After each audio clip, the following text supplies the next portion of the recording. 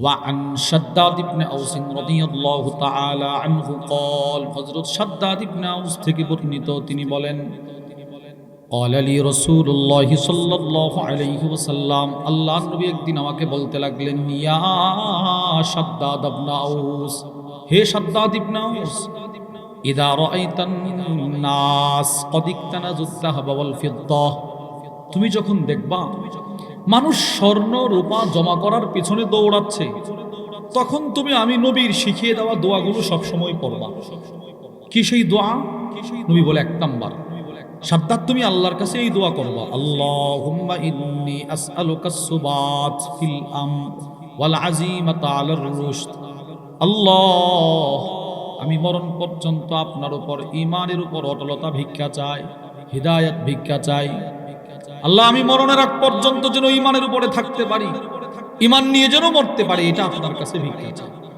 এটা কিন্তু একটা গুরুত্বপূর্ণ দোয়া আমি মরণ পর্যন্ত ঈমানের উপরে থাকতে পারবো এর কোনো নিশ্চয়তা নাই আপনারাও থাকতে পারবেন এর কোনো নিশ্চয়তা নাই ইমাম শাইখুল হাদিস বক্তা শ্রোতা মুয়াজ্জিন মুসল্লি কেউ মৃত্যু পর্যন্ত ঈমানের উপরে থাকতে পারবো এর কোনো গ্যারান্টি নাই স্বয়ং নবীজি প্রতিদিন দোয়া করতেন আবু দাউদ শরীফের বর্ণনা আম্মাজান হযরত উম্মে সালামাহ রাদিয়াল্লাহু তাআলা আনহা বলেন মা খরাজা রাসূলুল্লাহ সাল্লাল্লাহু আলাইহি ওয়াসাল্লাম মিন বাইতি ইল্লা রাফা'a তারফাহু ইলা সামা রাসূলুল্লাহ সাল্লাল্লাহু আলাইহি ওয়াসাল্লাম যখনই নবীজি আমার ঘর থেকে বের হইতেন নবীজি আকাশের দিকে তাকাইতেন তাকিয়ে নবীজি দোয়া করত আল্লাহ আমি যেন কখনো পথভ্রষ্ট না হই আমি যেন কাউকে পথভ্রষ্ট না করি পৃথিবীর সমস্ত পথভ্রষ্ট মানুষকে আল্লাহর দয়ায় আল্লাহর অনুগ্রহে নবীজি পথ দেখাইছেন আর ওই নবী প্রতিদিন দোয়া করে আল্লাহ আমি যেন কাউকে পথভ্রষ্ট না করি নিজে যেন পথভ্রষ্ট না হয় বলেন মৃত্যু পর্যন্ত হেদায়েতের উপরে থাকার বিষয়টার গুরুত্ব কম না বেশি আপনারা একটু কথা বলেন কম না বেশি বেশি আসলে কিন্তু বেশি ছোট্ট একটা দৃষ্টান্ত শোনেন মানুষ যে অনেক কিছু অর্জন করার পরেও পথভ্রষ্ট হয় বুখারীর বর্ণনা وعن أنس بن مالك رضي الله تعالى عنه قال أن رجلا نصرانيا أتى النبي صلى الله عليه وسلم হযরত আনাস ইবনে মালিক বলে এক খ্রিস্টান নবীজির দরবারে আসলো এসে বলতে লাগলো ইয়া রাসূলুল্লাহ ও আল্লাহর রাসূল আমাকে কালেমা পড়ে মুসলমান বানিয়ে দেন নবীর হাতে হাত রাখছে কালেমা পড়ছে শুধুই মাত্র সে কালেমা পড়ে নাই সুম্মা ক্বারাআ সূরাতুল বাকারাহ ওয়া আলি ইমরান নবীজি সাল্লাল্লাহু আলাইহি সাল্লামের সাহাবী আনাস ইবনে মালিক বলে সে সূরা বাকারা মুখস্থ করলো এবং সূরা আলি ইমরান সূরাতুল বাকারা ও সূরাত আলি ইমরান দুটোটা সূরা সে পড়তে জানে এমনকি মুখস্থ করে ফেলছে সুবহানাল্লাহ বলেন সে কি ভাই মুসলমান ছিল না খ্রিস্টান ছিল খ্রিস্টান আসছে নবীর দরবারে পড়লো কালিমা একটা নিয়ামত দুই কোরআন পড়তে জানে তিন দুইটা সূরা মুখস্থ করছে চার নবীজি সাল্লাল্লাহু আলাইহি ওয়াসাল্লাম তার প্রতি রাসূলের ভালোবাসা এতটাই বৃদ্ধি পেল নবীজি এক পর্যায়ে তাকে ওহী লেখার দায়িত্ব পর্যন্ত দিয়ে দিয়েছে যাও তুমি আজকে থেকে ওহী লিখবা এই বেচারা কয়েকদিন ওহী লিখছে হযরত আনাস ইবনে মালিক বলে কপাল তার খারাপ ফাআদা নাসরানিয়া কয়েকদিন পরে লোকটা আবার খ্রিস্টান হয়ে গেল এই খ্রিস্টানের হালতে তার মরণ হয়েছে হেদায়েত এই লোক কিন্তু পুরা জিন্দেগিতে খ্রিস্টান ছিল না মাঝখানে কালিমা পড়ছে ওহী লেখার দায়িত্ব পর্যন্ত পালন করছে কোরআন শিখছে সাহাবী হইছে খ্রিস্টান হইছে শেষ তার জীবনের সবকিছু শেষ হয়ে গেছে এইজন্য নবীজি নিজের সাহাবীকে বলে শাদ্দাদ পৃথিবীর মানুষ যখন জমি জামা স্বর্ণ রূপা জমা করার পিছনে দৌড়াবে তখন তুমি আল্লাহর কাছে এই দোয়া করবে আল্লাহ আমাকে আপনি মৃত্যু পর্যন্ত হেদায়েতের উপরে রাখেন এরপরে দোয়ার দ্বিতীয় অংশ নবীজি বলে শাদ্দাদ তুমি আল্লাহর কাছে দোয়া করবা আল্লাহুম্মা ইন্নী আসআলুকা লিসানান সাদিকা আল্লাহ আপনি আমাকে একটা সত্য জিহ্বা জবান দান করেন আপনার কাছে ভিক্ষা চাই সুবহানাল্লাহ বলেন তাহলে নবীজি 5 নম্বর নবীজির ওসিয়ত উম্মত তুমি আল্লাহর কাছে একটা সত্য আপনি আপনার আল্লাহর কাছে দোয়া করবেন আল্লাহ আমাকে একটা সত্য জিহ্বা ভিক্ষা দেন কি জিহ্বা বলেন না কি জবান সত্য জবান বলেন কি জবান এটা আল্লাহর কাছে ভিক্ষা চাইতে নবীজির ওসিয়ত। তাহলে এক নাম্বার ইমানের ফাউন্ডেশন কি ভাই? সততা। আমলের রূহ সততা। আল্লাহর কাছে পৌঁছার দরজা সততা। আল্লাহর আদেশ সত্যবাদী হওয়া। 5 নবীজির ওসিয়ত সত্য জবান আল্লাহর কাছে ভিক্ষা চাওয়া। যত নবী যত রাসূল আল্লাহ পাক পৃথিবীতে প্রেরণ করেছেন সমস্ত নবীগণ ছিলেন সত্যবাদী। বলেন সমস্ত নবীগণ কি ছিল ভাই? সত্যবাদী। আল্লাহ পাক কোরআনুল কারীমে বহু নবীকে সরাসরি সত্যবাদী বলে সম্বোধন করেছেন। বিসমিল্লাহির রহমানির রহিম। ওয়াযকুর ফিল কিতাবি ইব্রাহিম ইন্নাহু কানা সিদ্দীকান নাবিয়্যা ওয়াযকুর ফিল কিতাবি ইসমাঈল ইন্নাহু কানা সাদিকাল ওয়া'দ ওয়াযকুর ফিল কিতাবি ইদরিস ইন্নাহু কানা সিদ্দীকান নাবিয়্যা ইউসুফ আইয়ুহাস সিদ্দীক ওয়াল্লাযী জাআ বিস-সিদকি ওয়া সাদ্দাকা বিহি। অনেক নবীকে আল্লাহ পাক সত্যবাদী বলে সম্বোধন করেছেন। সমস্ত নবীগণ ছিলেন সত্যবাদী। আমার নবীও ছিল সত্যবাদী। আমার নবী সত্যবাদী এর সরাসরি সাক্ষী কোরআনে দিয়েছেন আল্লাহ। সুবহানাল্লাহ। নবী সত্যবাদী সাক্ষী নবী নিজেকে নিজে দিয়েছেন। নবী সত্যবাদী সাক্ষী দিয়েছে সাহাবায়ে কেরাম। নবী সত্যবাদী সাক্ষী দিয়েছে বেঈমান মুশরিক পর্যন্ত। নবী সত্যবাদী সাক্ষী দিয়েছে কে? বলে না কে? আমি আসতে বলি আপনারা জোরে বলেন। কে দিছে? কে? আল্লাহ দিছে। নবী সত্যবাদী, নবী নিজে সাক্ষী দিয়েছে নিজেকে। আল্লাহ রাব্বুল আলামিন সাক্ষী দিয়েছেন, তার দলিল সূরাতুন নাজমের মধ্যে এসেছে। বিসমিল্লাহির রহমানির রহিম। ওয়ামা ইয়ানতিকু আনিল হাওয়া। আল্লাহ রাব্বুল আলামিন বলেন আমার দোস্ত কখনো নিজের থেকে কিছুই বলে না, যা বলে সব ওয়াহী। এই আয়াতের ব্যাখ্যায় মাওসুআতুন নাদরাতিন নাঈম ফি মাকারিমি আখলাকির রাসূলিল কারীম ওই কিতাবের মধ্যে এসেছে লাকাদ কানান নবী সাল্লাল্লাহু আলাইহি ওয়াসাল্লাম মাহফুজাল লিসান মিন তাহরিফিন ফি কওলিন ওয়াস্তিরসালিন ফি খাবার। 63 বছরের জিন্দেগিতে কোনো মানুষ যদি একটা মিথ্যা কথাও না বলে থাকে, এই মানুষটা শুধু আমার নবী। সুবহানাল্লাহ। নবীজি জীবনে কখনো মিথ্যা বলে নাই। অর্থাৎ আপনি এই মেইন রোডে একটা গুরুতর অ্যাক্সিডেন্ট দেখে আসছেন, একটা অ্যাক্সিডেন্ট, আপনি কিন্তু আয়সা বলার সময় কিছু কম বেশ আপনার হয়ে যাবে, মনের অজান্তে হবে। নবীজি কোনো সংবাদ দিছে, ওই সংবাদের ভিতরে নবীজি জীবনে কখনো 19-20 করে নাই। সুবহানাল্লাহ বলেন না। আমরা কিন্তু কিছু একটা জিনিস আপনি ইচ্ছাকৃত ভাবে না, অনিচ্ছাকৃত ভাবে কিন্তু আপনার মুখ দিয়ে কিছু কম বেশ হবে না, হবে না, হয়ে যাবে। নবীজির এটা হয় নাই কখনো। নবীজি সত্যবাদী আমরা কোরআন থেকে বুঝলাম। 2 নবী নিজেকে নিজে সাক্ষী দিয়েছে। আবু দাউদ শরীফের বর্ণনা। ওয়ান আব্দুল্লাহ ইবনে আমর রাদিয়াল্লাহু তাআলা আনহু قال হযরত আব্দুল্লাহ ইবনে আমর থেকে বর্ণিত, তিনি বলেন কুনতু আকতুবু কুল্লা শাইইন আসমাউহু মির রাসূলিল্লাহ উরিদু হিফযাহু। হযরত আব্দুল্লাহ ইবনে আমর বলেন আল্লাহর রাসূল যখন যা বলতো আমি সব লিখে ফেলতাম, উরিদু হিফযাহু মুখস্থ করার জন্য। নবীজি যখন যা বলতো আমি সব লিখতাম, কেন? যেন আমি পরবর্তীতে মুখস্থ করতে পারি। এই হাদিসের ব্যাখ্যায় সুনানু আবি দাউদের বিখ্যাত শারাউল মা'বুদের মধ্যে এসেছে, হযরত আবু হুরায়রা বলেন হাদিস তো বেশি মুখস্থ করেছি আমি, কিন্তু আমার চাইতে বেশি হাদিস জমা করেছে আমার ভাই আব্দুল্লাহ ইবনে আমর। সুবহানাল্লাহ বলেন। কেন? ও সেসব লিখে ফেলতো, আমি শুধু মুখস্থ করতাম, সেসব লিখতে ফেলতো। তো এই সাহাবী বলে আমি নবীর কাছ থেকে যা শুনি সব লিখে ফেলি, সব লিখে ফেলি। অনেক ছাত্র ভাইয়েরা আছে, উস্তাদ যখন ক্লাসের তকরির পড়ায় তখন সে কিন্তু সব লিখে ফেলে, সব লিখে। আমি আপনার 2 বছর যাবত আমাদের শায়েখ দামাত বারাকাতুহুম আরিফ বিল্লাহ হাকিমুন নাফস আল্লামা মুফতি মুশতাকুন নবী কাসিম হাফিজাহুল্লাহ হযরতের ওখানে মাদ্রাসায়ে ইসলামিয়া দারুল উলুম সুধন্যপুর কুমিল্লা, আমি 2 বছর 24-23 এই 2 বছরের ইতিকাফ করার সৌভাগ্য আমার হয়েছে। ওখানে হুজুর বয়ান করেন, আমার শ্রদ্ধা ভাজন বড় ভাই হযরত মাওলানা আনিসুর রহমান আশরাফি হাফিজাহুল্লাহ উনিও বয়ান করেন। কখনো কখনো শায়েখ আমাকেও বলে কিছু কথা বলার জন্য। তো আমি প্রথম বছর একদিন জোহরের নামাজের পর কিছু বয়ান করছি। তো আসরের আজানের আধা ঘন্টা আগে হুজুর সকলকে একটু আরামের জন্য ছুটি দিছে, এই সকলে একটু আরাম করেন, আজানের আগে উঠবেন। তো আমি ঘুমাবো, প্রস্তুতি নিচ্ছি। এমন সময় একজন ছাত্র ভাই, খুব সম্ভবত ওই ভাইয়ের বাড়ি চট্টগ্রাম, কিন্তু সে হয়তো খুব সম্ভবত পটিয়া কিংবা জিরি মাদ্রাসায় পড়ে।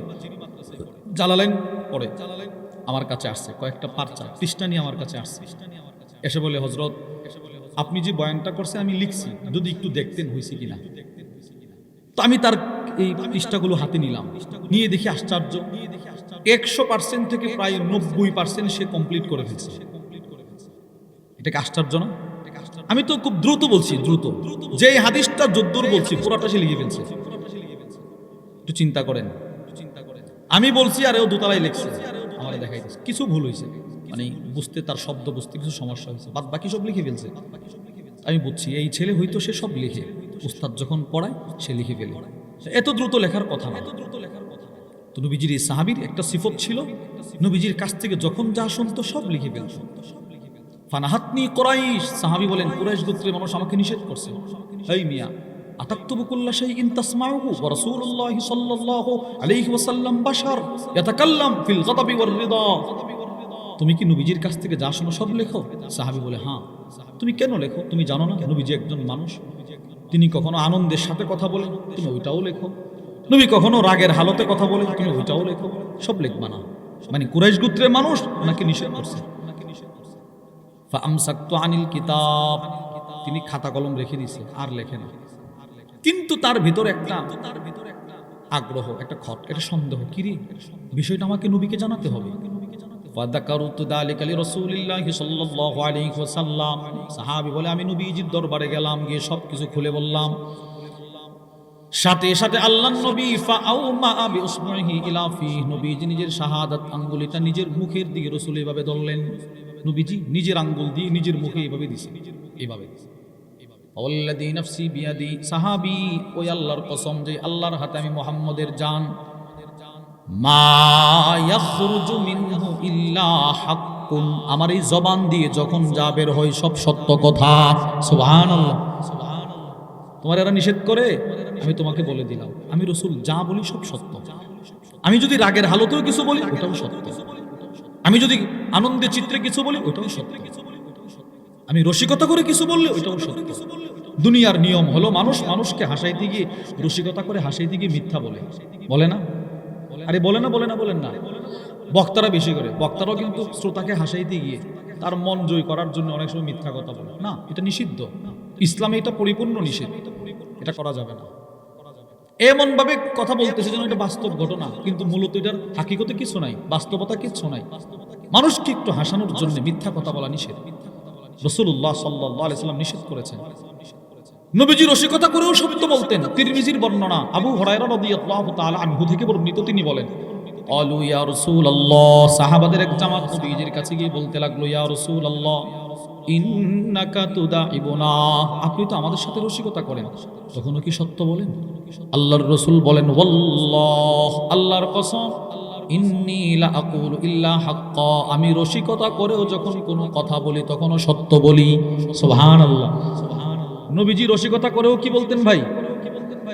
আপনারা কথা বলতেছেন, আমি বুঝতেছি না বিষয়, আপনার এই কথা বুঝতেছেন আমার?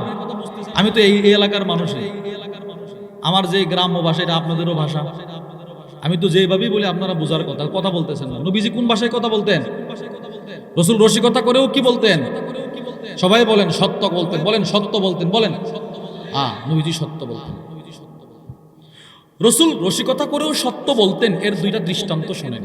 এক নাম্বার, শামাইলে তিরমিজির বর্ণনা, ওয়ানিল হাসানি রাদিয়াল্লাহু তাআলা আনহু قال আতাত আজুজুন নবী সাল্লাল্লাহু আলাইহি ওয়াসাল্লাম, হযরত হাসান থেকে বর্ণিত, তিনি বলেন এক বৃদ্ধা মহিলা নবীজির দরবারে আসলো, ফাকালাত ইয়া রাসূলুল্লাহ, এসে বলতে লাগলো, আল্লাহর রাসূল, কি?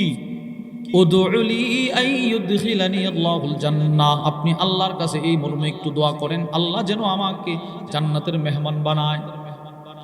আল্লাহর রাসূল বলতে লাগলেন, ইয়া উম্মা ফুলান, হে উমুকের মা, ইন্নাল জান্নাহ লা ইয়াদখুলুহা আজুজ, না, জান্নাতে কোনো বুড়া মহিলা প্রবেশ করবে না, কোনো বৃদ্ধা মহিলা জান্নাতে প্রবেশ করবে না। কিন্তু এই মহিলা সে সঠিকটা বুঝতে পারে নাই। ফাওয়াল্লাতিল আজুজ তাবকি, মহিলাটা যেই মাত্র নবীজির কাছ থেকে এই কথা শুনলো, মহিলাটা হাওমাও করে কান্না শুরু করে, দৌড় শুরু করছে। আর নবীজির দরবারে থাকা যাবে না, রাসূল বলছে আমি জান্নাতে যাব না, তো আমি নিশ্চিত পাপী, জাহান্নামী, এই বলে কান্না শুরু করে দিল। আল্লাহর রাসূল বললেন, আখবিরুহা, ও সাহাবারা এই মহিলাটাকে সুসংবাদ দিয়ে দাও আন্নাহা লা তাদখুলুহা ওয়া হিয়া আজুজ। আমি যে তাকে বললাম সে জান্নাতে যাবে না, এর অর্থ হলো সে জান্নাতে যাবে তবে বৃদ্ধা হালতে যাবে না। আল্লাহ পাক তাকে চিরকুমারী বানায়া জান্নাতের মেহমান বানাবেন। সুবহানাল্লাহ। এবার নবী যে আয়াত পড়ে দলিল দিচ্ছেন, রাসূল বলেন ফা ইন্নাল্লাহ তাআলা ইয়াকুল ইন্না আনশানাহুন্না ইনশাআ ফাজআলনাহুন্না আবকারা। আল্লাহ নিজে বলছে পৃথিবীর যেই মহিলা, যেই মেয়ে, যেই মা, যেই দাদি, যেই নানি, যেই চাচি, যেই খালাম্মা, মহিলারা যদি ইসলামের গণ্ডির ভিতরে নিজের জীবনকে পরিচালনা করে, ইসলামের ভিতরে চলে, পর্দার ভিতরে চলে, আল্লাহর বিধান মেনে চলে, রাসূলের আনুগত্য করে, ওই মহিলা বৃদ্ধ অবস্থায় মারা গেল, রব বলেন তাকে আমি চিরকুমারী বানায়া জান্নাতে ঢোকাবো। এবার আপনারা বলেন তো এই হাদিস থেকে আমরা কি বুঝলাম? রাসূলুল্লাহ সাল্লাল্লাহু আলাইহি ওয়াসাল্লাম রসিকতা করে একটা কথা বলছে মহিলাটাকে। ওই সময় যে কথাটা বলছেন, কথাটা কি মিথ্যা বলছে না সত্য? বলেন না, কি বলছে? সত্য। দৃষ্টান্ত নম্বর 2, নবীজি কখনো কখনো একটা কথা রসিকতা করে বলছে। দুনিয়ার বিবেক বুদ্ধি দিয়ে খাটাইলে বিষয়টা অবাস্তব হওয়ার কথা, কিন্তু আরশের মালিক আল্লাহ, নবীর কথা অবাস্তব হবে এটা হতে পারে না, নবীর কথা মিথ্যা হবে এটা হতে পারে না। আল্লাহ পাক অবাস্তব জিনিসটাকে বাস্তবে রূপান্তরিত করে দিয়েছে। আল্লামা ইমাম শামসুদ্দিন আহমদ ইবনে মুহাম্মদ উসমান আদ-দাহাবি, ইমাম দাহাবি তার বিখ্যাত কিতাব সিয়ারু আ'লামিন নুবালার মধ্যে লেখেন ওয়ান সাঈদ ইবনে জুমহান قال سألت سفينة عن اسمه। নবীর একজন সাহাবী ছিলেন, নাম তার সাফিনা। বলেন কি নাম ছিল ভাই? আপনারা সকলেই জানার কথা, সাফিনা মানে নৌকা। মুজামুল ওয়াসিতের মধ্যে এসেছে মারকাবুন বাহরিয়ুন লিনাকলিল মুসাফিরিন ওয়াল বাদাই। নৌকা হয় এমন নৌকা, কিছু নৌকা আছে মানুষ পারাপার করে। গুদারা, আমাদের ব্রাহ্মণবাড়িয়ার ভাষায় কি বলে? গুদারা, গুদারা বলে। খেয়া নৌকা, এই পার থেকে ওপার শুধু মানুষ আনা নেওয়া করে। আর কিছু নৌকা আছে শুধু মানুষ না, মানুষ তার মালামাল সহ এপার থেকে ওপারে আনা নেওয়া করে। মানুষ তার মালামাল সহ আনা নেওয়া করে। তাহলে বোঝা গেল সাফিনা মানে ছোট নৌকা না বড় নৌকা? কি বুঝছেন? বড় বড় নৌকা, বড় নৌকা, স্টিমার, জাহাজ, ওই ধরনের জাহাজ। তো নবীর একজন সাহাবীর নাম সাফিনা। হযরত সাঈদ ইবনে জুমহান বলে, ভাই তোমার নাম সাফিনা কে রাখলো? এটা তো নৌকা, নৌকা তো কোনো মানুষের নাম হতে পারে না। আমার কাছে একটা স্বয়ংসম্পূর্ণ কিতাব আছে, রাসূলুল্লাহ সাল্লাল্লাহু আলাইহি ওয়াসাল্লাম বহু সাহাবীর নাম পরিবর্তন করছে। নাম কি তোমার? অমুক। না, এই নামটা ভালো না, নাম পরিবর্তন করে দিয়েছে নবীজি। এটা কিতাবে আছে আলাদা। তো তোমার নাম সাফিনা কোন ফাঁকে রয়ে গেল, নবী পরিবর্তন করলো না? সাহাবী জবাব দেয় সাম্মানি রাসূলুল্লাহ। ভাই আমার নাম সাফিনা আমার আম্মা আব্বা রাখে নাই, নবীজি আমার নাম সাফিনা রাখছে। আশ্চর্য, নবী তোমার নাম সাফিনা রাখছে? কহা উলতুলিমা সাম্মাকা সাফিনা, কেন তোমার নাম সাফিনা রাখলো নবীজি? একটা ঘটনা করছে এর পিছনে। কি সেই ঘটনা? খরাজা রাসূলুল্লাহ সাল্লাল্লাহু আলাইহি ওয়াসাল্লাম ওয়া মাআহু আসহাবু। একদিন নবীজি এক সফরে বের হইলেন, নবীর সাথে অনেক সাহাবারা বের হইছে। ফাসাকুল আলাইহিম মাতাউহুম, সব সাহাবাদের ব্যাগ বেডিং পত্র প্রত্যেকের কাছে ভারী হয়ে গেল, প্রত্যেকেরই ভারী, নিয়ে হাঁটতে পারতেছে না। আল্লাহর নবী আমাকে ডাক দিয়েছেন, ওই সাহাবীরে ডাক দিয়েছেন। ডাক দিয়ে নবীজি বললেন, ও বুসুত কি সাআক, তুমি তোমার চাদরটা বিছাও, বিছিয়ে দাও। তিনি তার চাদর বিছিয়ে দিলেন। আল্লাহর রাসূল বললেন, এই আমার সাহাবারা তোমাদের প্রত্যেকের মালামালগুলো তার চাদরের উপরে রেখে দাও। প্রত্যেকেই প্রত্যেকের যত কি ছিল, ব্রাহ্মণবাড়ির ভাষায় বলি গাট্টি, সব রাখছে, ব্যাগগুলো রাখছে, যার কাছে যেটা ছিল সব রাখছে। বাদো এটাকে। এবার নবীজি বলতেছে, তুমি এটা তোমার কাঁধে বহন করো, ফা ইন্নামা আনতা সাফিনা, তুমি আসো, তুমি কাঁধে বহন করো। আমি নবী দেখতেছি আল্লাহ পাক তোমাকে জাহাজের শক্তি দিয়েছে। সুবহানাল্লাহ। এবার সাহাবীর বক্তব্য শোনা। সাহাবী আবার বলতে লাগলেন, আল্লাহর কসম, ফালাউ হামালতু ইয়াউমাইদিন বিকরা বাঈরিন আও বাঈরাইন আও সালাসা আও আরবাআ আও খামসা আও সিত্তা আও সাবআ। আরবের 7টা উট যেই পরিমাণ মালামাল উটগুলো তাদের পিঠে বহন করতে পারে, 7টা উটের সমপর্যায়ের মালামাল যদি ওই দিন আমার কাঁধে দেওয়া হতো, নবী আমাকে সাফিনা বলার বরকতে মা সাকুলা আলাইয়া, আল্লাহ পাক আমাকে এমন শক্তি দিয়েছে আমার কাছে কোনো ভারী মনে হতো না। সুবহানাল্লাহ। নবীজি বলছে আমি জাহাজ, সাথে সাথে দেখি আমার শরীরে আল্লাহ পাক 7টা উট আরবের, আরবের এক একটা উট সর্বনিম্ন 200 কেজি মালামাল তাদের পিঠে বহন করতে পারে। 200 কেজি বলেন, তাহলে 5 মন, কত মন? এখানে আমরা কেউ আছি 5 মন মালামাল কাঁধে নিতে পারবো না। সাহাবী বলে 7টা উট 1400 কেজি সর্বনিম্ন, সর্বোচ্চ 550 থেকে 600। ওই পরিমাণ মালামাল যদি আমার কাঁধে দেওয়া হতো আমার কাছে ভারী মনে হতো না। কেন? নবী আমাকে রসিকতা করে বলছে তুমি সাফিনা, আরশের মালিক আল্লাহ আমাকে ওই শক্তি দিয়ে দিছে। এও যেন আমার নবীর কথাটা মিথ্যা না হয়, আমার নবীর কথা যেন সত্য হয়। তাহলে প্রিয় ভাইয়েরা আমার, কি বুঝলেন? রাসূলুল্লাহ সাল্লাল্লাহু আলাইহি ওয়াসাল্লাম রসিকতা করেও কি মিথ্যা বলতেন না সত্য? আর আমাদের দুনিয়ার মানুষ রসিকতা করে সত্য বলে না মিথ্যা? মিথ্যা, এটাই বাস্তব। তাহলে 1 নাম্বার, রাসূল সত্যবাদী সাক্ষী দিয়েছেন আল্লাহ, নবী সত্যবাদী সাক্ষী নবী নিজে দিয়েছেন। 3, নবীজি সত্যবাদী সাক্ষী দিয়েছেন হযরত সাহাবা ইকরাম রাদিয়াল্লাহু তাআলা আলাইহিম আজমাইন। এই বিষয়ে আমরা 2টা দৃষ্টান্ত শুনব। দৃষ্টান্ত নম্বর 1, সাহাবারা যে সততার সাক্ষী দিয়েছেন নবীজি। নাসাই শরীফের বর্ণনা, وعن عمارة بن خزيمة أن عمه حدثه وهو من أصحاب النبي صلى الله عليه وسلم। হযরত উমার ইবনে খুজাইমা তার একজন চাচা ছিল সাহাবী, তিনি বর্ণনা করেন আন্না রাসূলুল্লাহি সাল্লাল্লাহু আলাইহি ওয়াসাল্লাম ইবতাআ ফারাসাম মিন আ'রাবিয়্যিন। নবীজি এক গ্রাম মুলুক থেকে একটা ঘোড়া কিনছে। ঘোড়া, নবীজি এক গ্রাম মুলুক, যদিও লোকটা ছিল গ্রামের, কিন্তু পুরোটা হাদিস শুনলে আপনি বুঝবেন লোকটা ছিল মুনাফিক। কি ছিল ভাই? মুনাফিক ছিল, নিকৃষ্ট মানুষ ছিল। নবীজি তার কাছ থেকে একটা ঘোড়া কিনছে, কিন্তু নবীর কাছে টাকা পয়সা ছিল না। কোনো প্রস্তুতি ছাড়াই নবীজি আসছে বাজারে, পছন্দ হয়েছে, কিনে ফেলছে। আবার আল্লাহর রাসূল বলেন ফাস্তাতবাউন নবী সাল্লাল্লাহু আলাইহি ওয়াসাল্লাম লিয়াকনিয়াহু তামানা ফারাসি। আল্লাহর নবী বলেন আমার পিছনে পিছনে আসো, তোমার মূল্যটা আমি পরিশোধ করে দেব। আমার কাছে টাকা নাই, আসো, ওখানে আমার বাড়ি। فأسرع رسول الله صلى الله عليه وسلم المشي وأبطأ الأعرابي। নবীজি খুব দ্রুত হাঁটতে লাগলেন, ঘোড়ার মালিক ধীরে ধীরে হাঁটতেছে। নবীজি খুব দ্রুত হাঁটতেছে আর ঘোড়ার মালিক যে আস্তে আস্তে হাঁটতেছে। মাঝখানে একটা গ্যাপ হয়ে গেছে।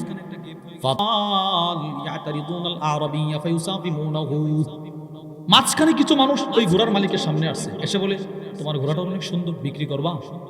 সে বলে হ্যাঁ করব। কত? এটা দরদাম করছে, তো তার বুঝে পড়ছে। আচ্ছা বলেন তো, সে এই ঘোড়াটা একটু আগে নবীর কাছে বিক্রি করে নাই? করছে কিনা বলেন না? তো তার কি উচিত ছিল? না ভাই, এটা বিক্রি হয়ে গেছে, এটা বলা উচিত ছিল না? সে এদের কাছে সম্মতি দিয়ে দিছে, হ্যাঁ ঠিক আছে বিক্রি করো। কিন্তু ওই মানুষগুলো ওয়ালা ইয়াশউরুন আন্না নবী সাল্লাল্লাহু আলাইহি ওয়াসাল্লাম ইবতা, ওই মানুষগুলো জানতো না নবীজি কিনছে। বুঝারও কোনো উপায় নাই, নবী তো অনেক দূরে। এরা জানে না, এরা সাহাবী ছিল, এরা জানে না। এবার এই লোক নবীরে ডাক দিছে, ইন কুনতা মুফতাআন হাদাল ফারাস ওয়া ইল্লা বিতুহু। এই নবীরে ডাক দিছে, কিনবেন এটা, কিনবেন নাকি আমি বিক্রি করে দিব তাদের কাছে? فقام النبي صلى الله عليه وسلم حين سمع نداء الأعرابي। নবীজি ওই গ্রাম্য লোকটার চিৎকার শোনার পরে নবীজি দাঁড়ায় গেলেন। আলাইসা কদ ইবতাতুহু মিনকা। কি বলো ভাই, আমি না তোমার কাছ থেকে কিনলাম একটু আগে? তো এই ঘোড়ার মালিক নবীকে মিথ্যাবাদী বানাইতে গিয়ে বলে ওয়াল্লাহ, আল্লাহর কসম, না আমি তোমার কাছে বিক্রি করি নাই। বলেন নাউজুবিল্লাহ। নবী তো আশ্চর্য হয়ে গেল, কি বলো, এটা একটু আগে তো কিনলাম, কোনা বিক্রি করি নাই তোমার কাছে? নবী বলেন অবশ্যই বিক্রি করছো, কোনা বিক্রি করি নাই। সর্বশেষ সে নবীকে বলে হালুম্মা শাহিদ, শাহিদা, সাক্ষী নিয়ে আসেন তো, আমি যে আপনার কাছে বিক্রি করছি কোনো প্রমাণ আছে? থাকলে সাক্ষী নিয়ে আসেন। রাসূলুল্লাহ সাল্লাল্লাহু আলাইহি সাল্লাম কল্পনাও করে নাই সেই রকম করবে। নবী তো মহা পেরেশানিতে পড়ে গেছে। নবী বলতেছে কিনছি, সে বলে বিক্রি করি নাই। এর মানে সে নবীকে সত্যবাদী বানাচ্ছে না মিথ্যাবাদী? সবাই বলেন কি বাদী বানাচ্ছে? তো আমার নবী কি মিথ্যাবাদী না সত্যবাদী? জোরে বলেন। সত্যবাদী। সে নবীরে মিথ্যাবাদী বানাচ্ছে। রাসূল পেরেশান। ঠিক এমন সময় নবীর একজন বিখ্যাত সাহাবী খুজাইমা ইবনে সাবিত রাদিয়াল্লাহু আনহু তিনি নবীজির কাছে আসছে। এই বেঈমান মুশরিকের বরাবর দাঁড়াইছে, দাঁড়ায় বলে আশহাদ, আমি সাক্ষী দিচ্ছি আন্নাকা কদ বায়াতাহু, তুমি এই ঘোড়া নবীর কাছে বিক্রি করেছো, আমি খুজাইমা সাক্ষী দিচ্ছি। এই ঘোড়ার মালিক তো নার্ভাস, হাই হাই, নবী তো সাক্ষী পেয়েছে, কিন্তু নবীজি আশ্চর্য, না খুজাইমা তো ছিল না, আমি যখন ঘোড়া ক্রয় করছিলাম তখন তো খুজাইমা ছিল না। নবীজি হযরত খুজাইমার কাছে আসছে, এসে বলে বিমাতার সাথ, খুজাইমা তুমি তো ছিল না, তুমি কেমনে সাক্ষী দিলাম আমি যে কিনছি? তুমি দেখছো, তুমি কেমনে বললে? এই খুজাইমা ইবনে সাবিতের জবাবটা হলো আমার আলোচ্য বিষয়। হযরত খুজাইমা ইবনে সাবিত বলে বিতাসদীকিকা ইয়া রাসূলুল্লাহ, 63 বছরের জিন্দেগিতে আপনি কখনো মিথ্যা বলেন নাই, আজকে একটা ঘোড়ার জন্য মিথ্যা বলবেন আমি বিশ্বাস করতে পারি না। আপনার 63 বছরের সততার উপর ভিত্তি করে আজকে সাক্ষী দিয়ে দিলাম। সুবহানাল্লাহ। আমি আপনার 63 বছরের সততার উপর ভিত্তি করে আজকে সাক্ষী দিয়ে দিছি। তাহলে সাহাবা ইকরাম নবীজির সততার সাক্ষী দিয়েছে না দেয় নাই? বলেন না, দিয়েছে না দেয় নাই? এই হাদিসের ব্যাখ্যায় আল্লামা মুহাম্মদ ইবনে আদম আল ইথিউবি তার বিখ্যাত নাসাইর শরা 41 খণ্ডের কিতাব দাখিরাতুল উকবা ফি শারহিল মুজতাবা ওই কিতাবের মধ্যে লিখেছেন ওয়াল মাশহুর আন্নাহু রাদ্দাল ফারাস। নবীজি সাল্লাল্লাহু আলাইহি ওয়াসাল্লাম এতটা কষ্ট পাইছেন, সাথে সাথে নবীজি বলতে লাগলেন, যাও বেটা যাও, তোমার ঘোড়া আমার দরকার নাই, তুমি তোমার ঘোড়া নিয়ে যাও। তুমি একটা ঘোড়ার জন্য আমাকে মিথ্যাবাদী বানাইতে চাইছিলে, তোমার ঘোড়া আমার দরকার নাই। ওই হাদিসের ব্যাখ্যায় আছে ওই ঘোড়াটার ভিতরেও নবীজির একটা প্রেম ছিল, একটা ভালোবাসা ছিল। ঘোড়াটা ওই দিন মালিকের বাড়িতে রাত্রিবেলা ঘোড়াটা মারা গেছে। ওই দিন ঘোড়াটার মৃত্যুটা এই কথা প্রমাণ বহন করে ঘোড়া যেন বলে, হে বেটা বেঈমান, আমি নবীজির মালিকানায় চলে গেছিলাম, রাসূলের বাড়িতে আমি ঢুকে গেছিলাম, কিন্তু তুই কিছু টাকার লোভে আমাকে ঢুকতে দেশ নাই, যাও, আমি তোমার কাছেও থাকবো না। ঘোড়াটা মারা গেছে। এই ঘোড়ার মৃত্যু হয়েছে ওই মালিকের ঘরে ওই রাত্রিতেই। নবীজি সাল্লাল্লাহু আলাইহি ওয়াসাল্লাম এতটা খুশি হইলেন, নবীজি হযরত খুজাইমাকে একটা পুরস্কার দিয়েছেন। ফাজআলা রাসূলুল্লাহ সাল্লাল্লাহু আলাইহি ওয়াসাল্লাম শাহাদাত খুজাইমা বিশাহাদাতি রাজুলাইন। নবীজি বলে, এই খুজাইমা, কিয়ামত পর্যন্ত তুমি যত বিষয় সাক্ষী দিবা, নিয়ম হলো দুইজন পুরুষ সাক্ষীর দরকার, কিন্তু তুমি সাক্ষী দিলে তুমি একজনই দুইজনের সমান। সুবহানাল্লাহ। নবীজি একটা পুরস্কার দিয়েছে ওনাকে। এই পুরস্কারটা এই উম্মতের ক্লান্তি লগ্নে খুব উপকারে আসছে। কি সেই ক্লান্তি লগ্ন? আল্লামা মুল্লা আলী কারি রহিমাহুল্লাহ মিশকাতুল মাসাবিহের শরা মিরকাতুল মাফাতিহের মধ্যে লেখেন, ইয়ারমুকের যুদ্ধে অনেক হাফেজ সাহাবাদেরকে শহীদ করা হলো, অনেক হাফেজ সাহাবাদেরকে শহীদ করা হলো। বেঈমান মুশরিকরা হাফেজদেরকে টার্গেট করে করে শহীদ করে। বিরে মাউনার মধ্যে এর আগে পরে অনেক ঘটনার মধ্যে, অনেক যুদ্ধের মধ্যে শুধু হাফেজ সাহাবী যারা, কেউ এসে বলে, ইয়া রাসূলুল্লাহ, হাফেজ সাহাবী দেন, আমাদের মহল্লার মসজিদে ইমাম দরকার। তুমি নবীজি দিছে, এদেরকে নিয়ে হত্যা করে ফেলছে, শহীদ করে ফেলছে। সাহাবা ইকরামের জমানাত যখন এই ঘটনা পুনরাবৃত্ত হলো, সমস্ত সাহাবারা বসছে। এতদিন পর্যন্ত সিদ্দিক আকবর কোরআন লিখতে নিষেধ করতেন, যেই মাত্র নবীজি সাল্লাল্লাহু আলাইহি ওয়াসাল্লামের সাহাবা ইকরাম হাফেজদেরকে শহীদ করা হয়, সিদ্দিক আকবর মুরব্বী সাহাবাদেরকে নিয়ে বৈঠকে বসছে। আপনারা পাবেন তাফসীর তাওদীহুল কোরআন আল্লামা তাকি উসমানী হাফিজাহুল্লাহ, ওনার কিতাবের এই ভূমিকার মধ্যে আছে, কোরআন কিভাবে লেখা শুরু হয়েছে ওটার মধ্যে আছে। তো সকলে বসছে, একজনকে দায়িত্ব দেওয়া হলো, যায়েদ ইবনে সাবিত, আপনি কোরআন লিখবেন। এখন কোরআন লিখতে হবে, কোরআন লিখতে হবে আপনার, আপনি বিশ্বস্ত, নবীর কাছেও ছিলেন, আমাদের কাছেও বিশ্বস্ত, আপনি লিখবেন কোরআন। তিনি কোরআন লেখা শুরু করছেন। এখন পুরা মদিনা মক্কায় এলান করে দেওয়া হলো যে এই সাহাবীর কাছে যতটা আয়াত মুখস্থ আছে সে যেন সবগুলো আয়াত আইনা যায়েদ ইবনে সাবিতের কাছে জমা করে দেয়। আয়াতগুলো জমা দেওয়ার সময় একটা শর্ত জোড়ায় দিলেন, আপনি যে আয়াতটা নবীর কাছ থেকে শুনছেন, দুইজন সাক্ষী আপনাকে উপস্থিত করতে হবে। অর্থাৎ এইভাবে বলতে হবে, হে ভাই যায়েদ, আমি সূরাতুল ফাতিহার এই দুইটা আয়াত এই দুইজন সাক্ষীর সামনে নবীর কাছ থেকে শুনছিলাম, নেন ধরেন দুইটা আয়াত দিলাম জমা। সাক্ষী কেউ না আনতে পারলে আয়াত লেখা হবে না। সবাই আয়াত জমা দিচ্ছে, কেউ 100, কেউ 200, কেউ 5টা, কেউ 10টা, পুরা কোরআন লেখা শেষ। কিন্তু সূরাতুত তাওবা, সূরাতুল বারা এর শেষ আয়াত, ফাইন তাওয়াল্লাউ ফাকুল হাসবিয়াল্লাহু লা ইলাহা ইল্লা হু আলাইহি তাওয়াক্কালতু ওয়া হুয়া রাব্বুল আরশিল আযীম। এটা কোরআনের আয়াত, সব সাহাবারা বিশ্বাস করতেছে, সকলে জানে, কিন্তু কেউ আর দুইজন সাক্ষী সহ আনতে পারতেছে না। এই আয়াতটা নিয়ে আসছে নবীর সাহাবী খুজাইমা ইবনে সাবিত। হযরত যায়েদ ইবনে সাবিত বলে, সাক্ষী কোথায় আপনার? ওই আমার কোনো সাক্ষী নাই। তো লেখা হবে না? তো না, লিখে ফেলেন, আমি নিয়ে আসছি। না, লেখা হবে না, দুইজন সাক্ষী লাগবে, উমর নিষেধ করেছে। তো গেল উমর ইবনুল খাত্তাবের কাছে রাদিয়াল্লাহু আনহু, গিয়ে বলে, হে উমর ইবনুল খাত্তাব, আয়াত তো পাওয়া গেছে কিন্তু সাক্ষী নাই। ও কে নিয়ে আসছে? ও খুজাইমা। আর দেরি করবা না, খুজাইমা যেহেতু আয়াত নিয়ে আসছে তুমি লিখে ফেলো, ও সাক্ষী নাই। আর এই সাক্ষী চাওয়ার সুযোগ নাই। তুমি জানো না নবীজি এক খুজাইমাকে দুইজনের সমান করে দিয়েছে। সুবহানাল্লাহ। দেখছেন, এমন একটা কঠিন মুসিবতে নবীর দেওয়া পুরস্কারটা আমাদের উপকারে আসছে, উপকারে আসছে। তাহলে প্রিয় ভাইয়েরা আমার, নাসাইর এই হাদিস থেকে আমরা কি বুঝলাম? রাসূলুল্লাহ সাল্লাল্লাহু আলাইহি ওয়াসাল্লাম ছিলেন সত্যবাদী। সাহাবারা সাক্ষী দিয়েছে না দেয় নাই? বলেন, দিয়েছে না দেয় নাই? দৃষ্টান্ত নম্বর 2, সহিহুল জামের বর্ণনা। وعن عائشة رضي الله تعالى عنها قالت أما زنا عائشة الصديقة رضي الله تعالى عنها থেকে বর্ণিত, তিনি বলেন, لما أسري بالنبي صلى الله عليه وسلم إلى المسجد الأقصى, রাসূলুল্লাহ সাল্লাল্লাহু আলাইহি ওয়াসাল্লাম মেরাজের রজনীতে প্রথমে ইসরা, মক্কা থেকে বাইতুল মাকদিস গেলেন, এরপরে উপরে গেছেন। পরদিন সকালে নবীজি মক্কার মানুষের সামনে বিষয়টা বললেন। ফারতাদ্দা নাসুম মিম্মান কানু আমানু বি ওয়া সাদ্দাকু। আম্মাজান বলেন, নবীজি বলতেছে যে মানুষগুলো নবীর প্রতি ঈমান এনে ফেলবে ভাব, উপক্রম, নবীর প্রতি কিছুটা দরদ ভিতরে ঢুকছে, এই মানুষগুলো উল্টি মারছে। তো না, মুহাম্মদ যেই বাইতুল মাকদিসে, যেই ফিলিস্তিন যাইতে আমাদের সপ্তাহের পর সপ্তাহ, মাসের পর মাস লাগে, তুমি এক রাত্রিতে চলে গেছো আবার আসছো, এটা বিশ্বাস হচ্ছে না মুহাম্মদ। তোমার এই কথাটা আমরা বিশ্বাস করতে পারলাম না। তুমি এক রাত্রিতে বাইতুল মাকদিস গেছো আবার আসছো, এটা বিশ্বাস করি না। সব বেঈমান মুশরিক এক জায়গায় পরামর্শ করছে, আসো আসো তো আমরা যাই একটু আবু বকরের কাছে, দেখি এ নিয়ে এই কথাটাও বিশ্বাস করি কিনা, এই পাগলে যাই। বলেন না নাউজুবিল্লাহ। ওয়াসাউ বিযালিকা ইলা আবি বকর সিদ্দিক। সবগুলো কাফের গেছে সিদ্দিক আকবরের দরবারে, গিয়ে বলে ফাহাল্লাকা ইলা সাহিবিক ইয়াজাম আন্নাহু উসরিয়া বিহিল লাইলা। হে আবু বকর, তুমি কি এটাও বিশ্বাস করো তোমার দোস্ত আজকে সকালে বলতেছে সে নাকি গত রাতে বাইতুল মাকদিস গেছে, ফিলিস্তিন গেছে, আবার আসছে, তুমি কি এটা বিশ্বাস করো? তখনও পর্যন্ত সিদ্দিক আকবর শুনে নাই নবীজি মেরাজ করে আসছে। সাথে সাথে সিদ্দিক আকবর বললেন ইনকানা কল, নবী কি বলছে এই কথা?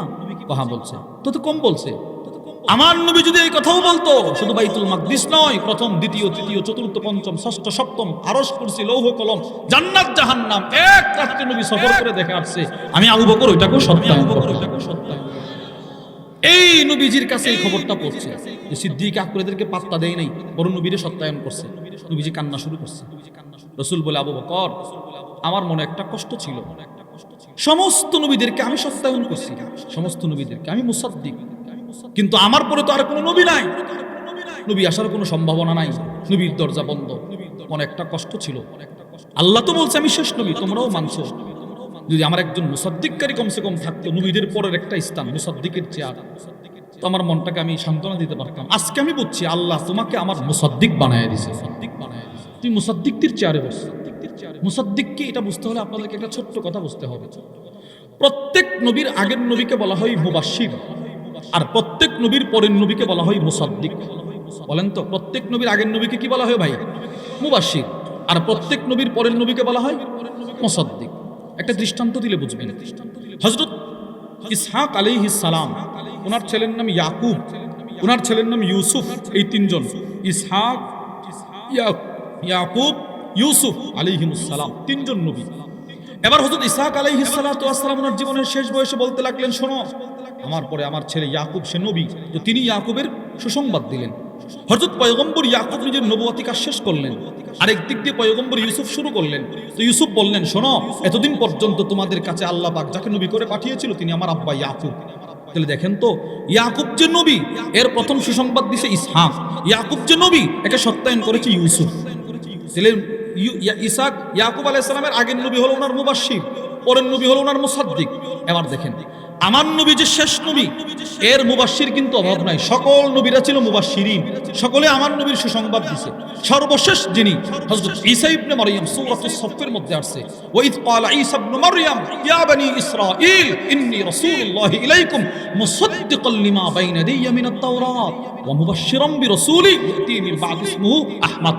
হে বনি ইসরাঈল শোনো, তাওরাত সহ যত আসমানী কিতাব আল্লাহ প্রেরণ করেছেন, যত নবী রাসূল পাঠাইছেন, সকলকে আমি সত্যায়ন করলাম, এবং আমার পরে একজন নবী আসবে মুহাম্মদ আহমদ সাল্লাল্লাহু আলাইহি ওয়াসাল্লাম, আমি তার সুসংবাদ দিলাম।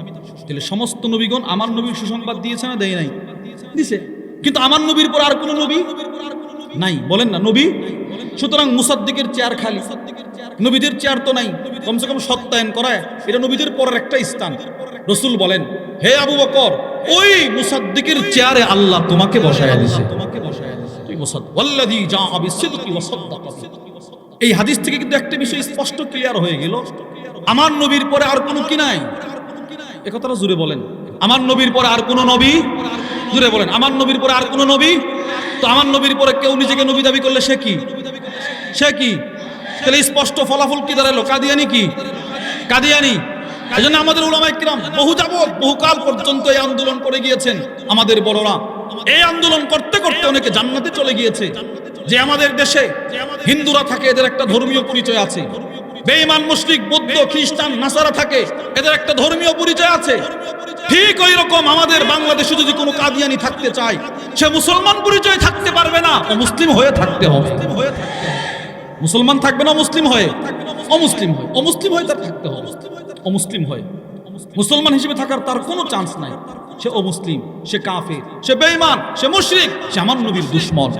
সে আমার নবীর কি বলেন না, দুশমন। এজন্য আমি সব সময় বলি, আমি ইদানিং সব জায়গায় বলতেছি, আমার দেশের যুব সমাজ, অনেক যুবক আছে নামাজ পড়ে না, কিন্তু নামাজ পড়াটা যে না পড়াটা একটা অপরাধ সেটা বুঝে, অনেক কিছু করে, কিন্তু এই করাটা যে অপরাধ সেটা বুঝে।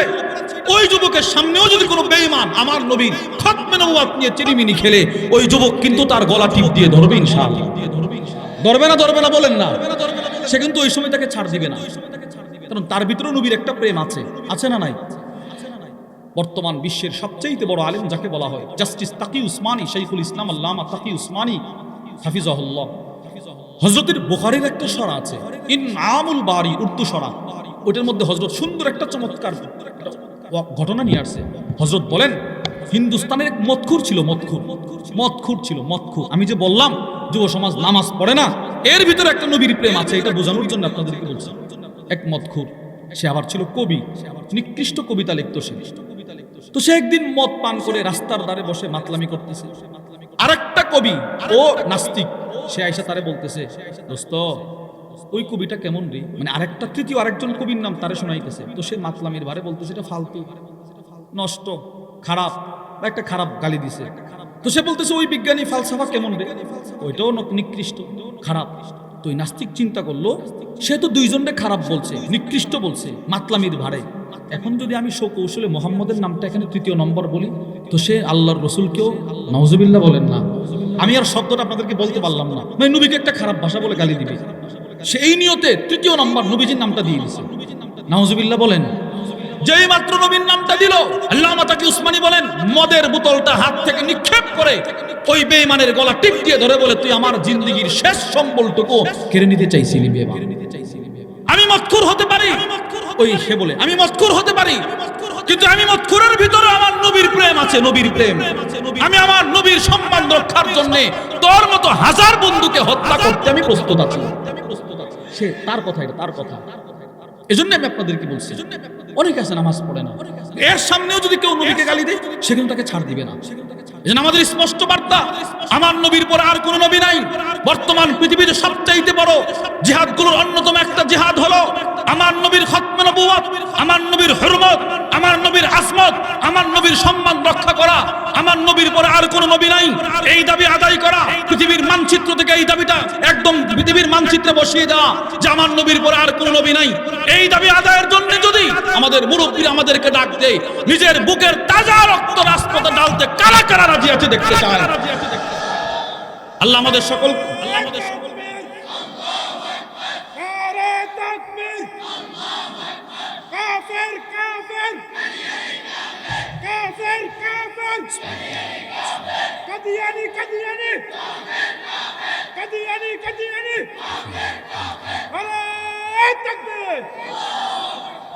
বলেন ইনশাআল্লাহ, ইনশাআল্লাহ।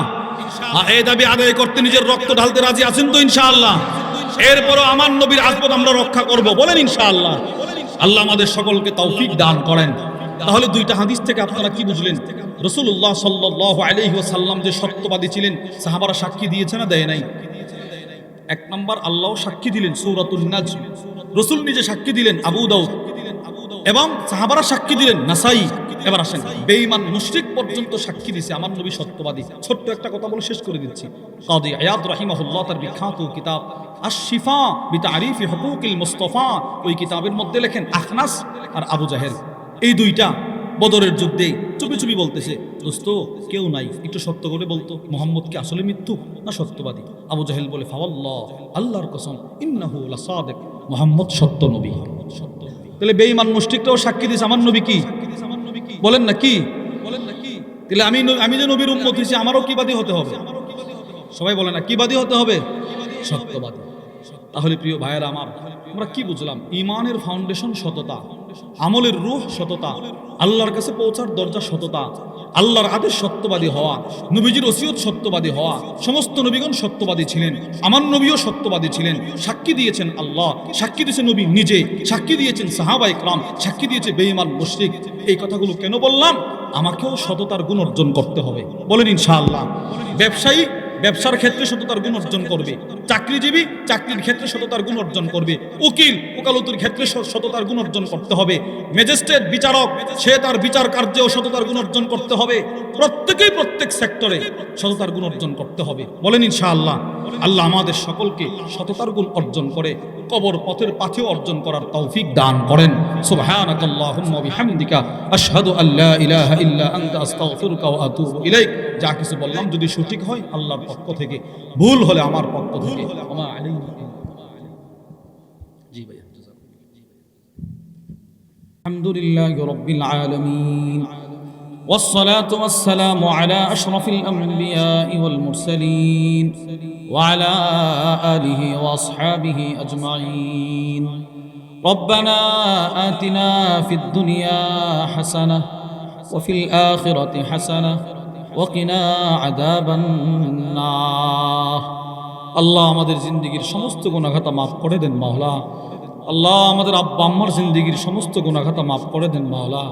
আল্লাহ আমাদের মুহিব্বিন মুতাআল্লিকিন যারা দূর থেকে আমাদেরকে ভালোবাসে, আমরাও যাদেরকে ভালোবাসি, এদের গুনাহগুলোও মাফ করে দেন মাওলা।